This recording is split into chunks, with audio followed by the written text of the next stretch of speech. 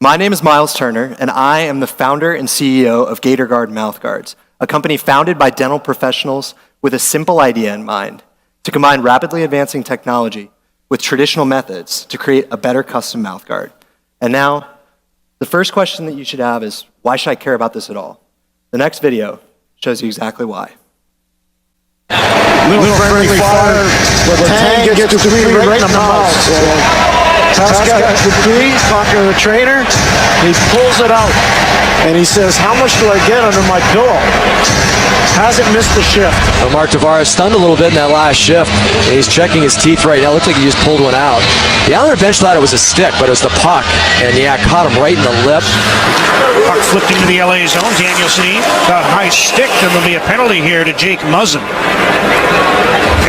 That last one's my favorite. So, why do I care about this topic at all? It's because I played hockey when I was younger, and I was a gigantic knucklehead when I was younger. So I had a mouthguard that was probably about $30 mouthguard, and I wore it in about every spot that you're not supposed to. I wore it on my helmet, in my glove, I left it in my bag, so was not a good patient. And now, in a month, I'm gonna graduate from the University of Florida College of Dentistry and be a dentist. So what I've sought to do is correct a gigantic issue in my industry. And actually, 39% of all dental injuries in the United States are sports related. And what that amounts to is a cost of $550 million to the consumer. So what does that cost look like to you individually? When you looked at those videos that we just watched, it can range anywhere from $4,000 to $9,000 if you have injuries to those two front teeth, which most people want to get fixed. So what exists in the market right now to protect your teeth? There are three types of mouthguards. A stock one, which is a one-size-fits-all thing that you put in and out. The boil and bite ones, where you dip them in hot water and mold them to your teeth. Or a custom mouthguard, which is one that's made by a dentist or a dental professional. And that's the market that Gator Guard is going to play in. This last one here, the custom mouthguard market. What is it that makes Gator Guard different from the other mouthguard or the other things in the market? It's 3D printing. We at Gator Guard have the first 3D printed mouthguard using digital light processing technology, and we have a unique internal lattice in our mouthguards that allows us to use less material and produce a safer mouthguard. So you're able to communicate better during competition and compete at a higher level. Now, all of this work that we've done has been research-based and it's been evidence-based. So I have spent the last 4 years in school trying to perfect this mouthguard on my own time. It's a very simple process. You actually take either a scanner or an impression material, scan your mouth, design the mouthguard in our digital platform, and then it's print processed, so it's ready for competition.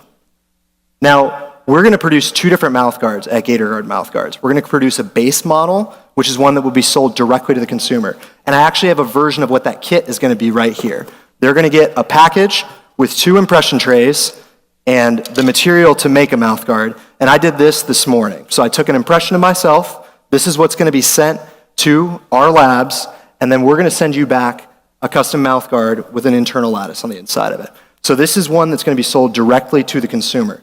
Now, I wanna be a sports dentist when I graduate, so that means I wanna be affiliated with a professional team here, like the Jaguars or the Bucks. So we're not gonna try to undercut the existing market where the team dentist has a relationship with the teams. Rather, we're gonna try to support them because their time is worth more than what they're charging their patients who are professional athletes. They charge their patients between $200 and $350 for a given mouthguard, but that takes them 30 minutes to an hour of their time, which if they're a productive dentist, their time is worth between $1,000 and $1,500 an hour. So what we're gonna do is for a fee of $100, we're gonna do all the lab work. All they have to do is take an impression or scan the mouth, send it to us, and we do the work for them. So what does our business model look like? Our total startup costs are gonna be $109,698. And we have the 2 different price models here, the Pro model and the $75 base model that I talked about. At a cost of production of $9.09, we'll make $65 per mouthguard on the base model and $90 on the Pro model. So our break-even point will happen when we reach 600 Pro model sales and 833 base model sales. That is a very doable number. What we believe we can do, now that we've developed the material, we have the workflow and the experts to be able to produce these mouthguards, is we need help and startup funding for an aggressive digital marketing campaign to get the word out about our product and become one of the dominant players in the industry. We also need support on the logistics and distribution side of the business. Because I come from a dental background, I don't come from a management and a logistics background. Now, our metrics for success in year one are very conservative. We believe through our online interface, we can sell 10 mouthguards per day at the base model, or 3,600 per year, and we can affiliate with 50 dental practices producing 50 mouthguards per year in Orlando, Tampa, and Miami. That reaches our year one sales goal of $1.1 million, which we believe is very conservative, but we'd rather under-promise and over-deliver than give you guys a crazy number that we don't think we can get to. Now, what are you putting your faith in when you put your faith in our company? It's our team. We're 4 dental professionals who are all going to graduate from the University of Florida College of Dentistry with honors. And for the work that I've done while I've been in school, I found out last week that I'm humbled to be a member of the University of Florida Hall of Fame. So thank you for your time, and I'll take any questions.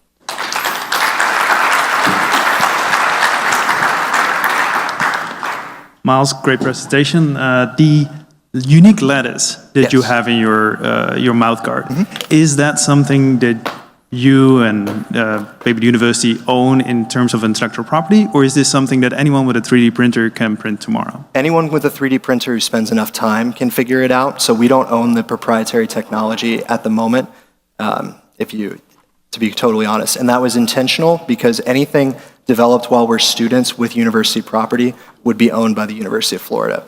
So I've been very strategic not to create anything like that while I've been at school. Proprietary. What's the total available market in terms of $5 billion. at your price points? I mean, how many mouth guards are there totally that could be sold? So 33% of the market is in custom mouth guards, which are the ones that we talked about today. Right, okay. And At that $5 billion. just a suggestion, you might want to have, it's been a while since I've taken a look, Yeah. but you might want to take a look at what Autodesk is doing, the CAD CAM company. Yeah. They not a lot of people know about this, but they're building an entire global network of templates for 3D printing, all sorts of things, including, I don't think many people know biology. Actually, it'll be 3D printing life very soon. But you might want to take a look at tapping into that network.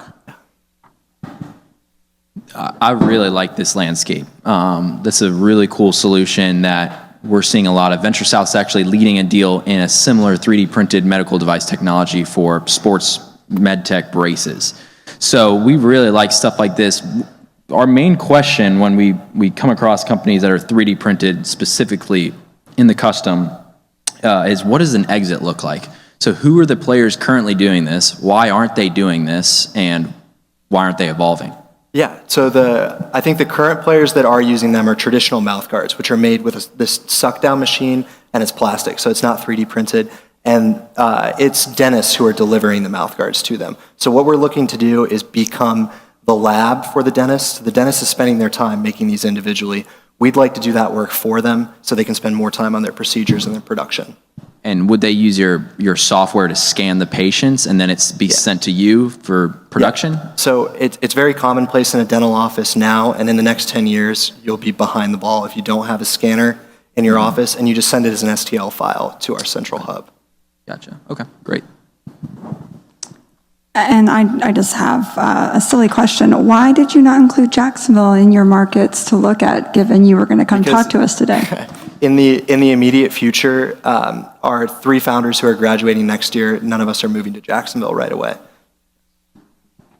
If I may ask a last question, you started out by explaining exactly where your mouth guard was. Yeah. And it wasn't in your mouth? No. And so the best mouth guard obviously is the one that you use. And is this one going to change that at all? Yeah. Yes, it is. Because what I was wearing, or what I wasn't wearing, was this. And this doesn't fit to your teeth at all. This is one thing that you just buy at the store for $30. This, once I put it in, I can keep giving the presentation somewhat with it in. All right, But so it doesn't move in and out. it's because of comfort then. So you increase the comfort and so therefore the users will continue to use it. Yeah, and it locks in place. I think that's the most important thing. Can I ask one question and then a follow-up on that? Yeah. So similar to how braces are being done now, like trays. My son is 17, we went through this, they scanned him, they sent it off, they literally sent back his braces within like 3 weeks, just like this. Yeah. Do you have to have the little locks on your teeth in order for it to stick correctly, or does it lock in No, for comfort on its own? it's just vacuum formed on its own. Nice.